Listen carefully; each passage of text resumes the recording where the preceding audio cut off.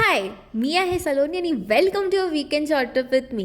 तर मी आणि माझ्या बहिणीने ऑगस्ट महिन्याच्या लाँग विकेंडला बघून प्लॅन केलं होतं की आम्ही आमच्या कझनकडे जाऊ, जी की माझ्या मावशीची मुलगी आहे. तर आम्हाला तिला भेटून वर्ष झाला होता आणि खूप आठवण येत होती. तर आम्ही ह्या लाँग विकेंडला प्लॅन केला की तिच्याकडे जाऊ. आता ती राहते खेडला, जे की माझंही गाव आहे.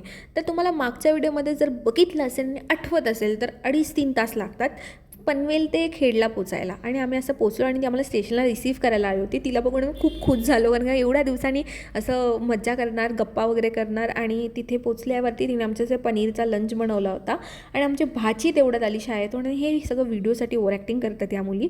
आणि त्यानंतर माझ्या भाच्यासोबत थोडा वेळ असं पंजा वगैरे खेळत होते आणि मीच हरली. I don't know how, but खरंच ॲक्च्युली हरली. आणि रात्री डिनरला पावभाजी खाऊन आम्ही निघालो नाईट राईडला. आम्ही प्लॅन केला असं मस्तपैकी भाऊजींसोबत असं रात्रीचं असं मस्त फिरू.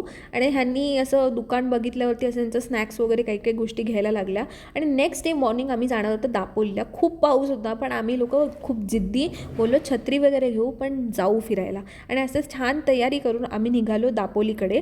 आणि पहिले आम्ही एका स्पॉटला लंचला जाणार होतो, कारण का एक नवीन छान हॉटेल असं खुललं आहे खेडमध्ये. आणि भाऊजी बोलले की चला आधी तिथे लंच करू. आणि खूप स्पेशियस हॉटेल आहे खेडमध्ये. एवढं मोठं आत्तापर्यंत हॉटेल नव्हतं, तर हे पहिलं आहे.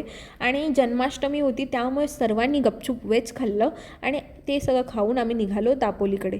तर साधारण खेड ते दापोली हा डिस्टन्स अराऊंड 1 आवरचा आहे. आणि तुम्हाला रस्त्यात जाताना छान छान वॉटरफॉल दिसतील, कारण का पावसाचा सीझन आहे. आणि असं मस्तपैकी सिनिक व्ह्यूजचा आनंद घेता घेता आम्ही पोचलो आमच्या पहिल्या स्पॉटला, जो की आहे हरनाई.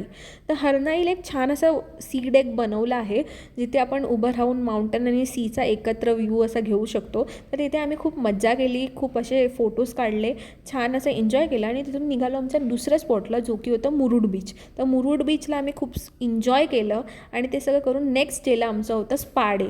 तर आम्ही प्लॅन केलं होतं मस्त स्पाला वगैरे जायचं, खूप असं छानपैकी रिलॅक्स करायचं. आणि तिथे आमचा वेळ घालून आम्ही संध्याकाळी आलो कॅफेला. आणि तिथे आल्यावरती परत आम्ही शॉपिंग केली भरपूर सारी.